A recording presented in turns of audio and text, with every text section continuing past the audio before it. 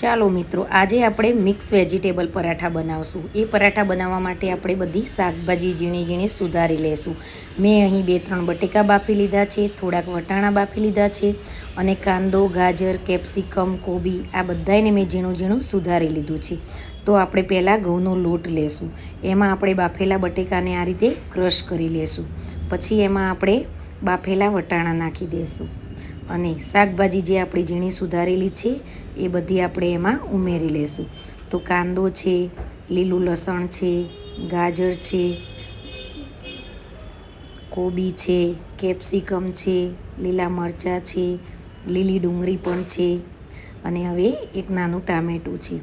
પછી થોડા chilli flakes નાખીશું, થોડોક આમચૂર પાવડર નાખીશું અને માપસર મીઠું નાખીશું। 2 ચમચી પાઉંભાજીનો મસાલો ખાસ નાખીશું અને એમાં 1 ચમચી ધાણા જીરું, 1 ચમચી લાલ મરચું, અડધી ચમચી હળદર અને અડધી ચમચી ગરમ મસાલો નાખીશું। હવે આ બધા મસાલાને આપણે લોટ સાથે એકદમ મિક્સ કરી લેશું અને એનો લોટ બાંધતા જઈશું। અહીં આપણે થોડાક જ પાણીની જરૂર પડશે। તો જુઓ, આપણો લોટ બંધાઈ રહ્યો છે, પાણીની જ્યાં જરૂર પડે ત્યાં જ નાખવાનો છે। તો જુઓ, લોટ આપણો બંધાઈને તૈયાર થઈ ગયો છે। હવે આપણે આના પરાઠા બનાવીશું।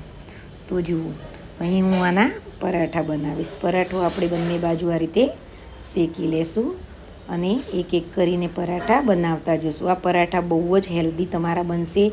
બાળકો શાકભાજી ન ખાતા હોય તો આ રીતે પરાઠામાં પણ ખવડાવવાનો એક આઈડિયા છે આપણો। તો જો તમને આ વિડીયો પસંદ આવે તો વિડીયાને લાઈક કરો, શેર કરો। તમારા લાઈકથી અમને બહુ જ પ્રોત્સાહન મળે છે અને અવનવા વિડીયા બનાવવા માટેની પ્રેરણા મળે છે। તો મિત્રો, વિડીયો પસંદ આવે તો તમે સબસ્ક્રાઈબ ના કર્યું હોય તો સબસ્ક્રાઈબ કરી લો અને તમારા મિત્રોમાં પણ શેર કરો। તો જુઓ, આપણા પરાઠા બનીને તૈયાર છે। આને આપણે તીખી લીલી ચટણી, દહીં અને ટોમેટો કેચઅપ સાથે સર્વ કરીશું। તો ચાલો।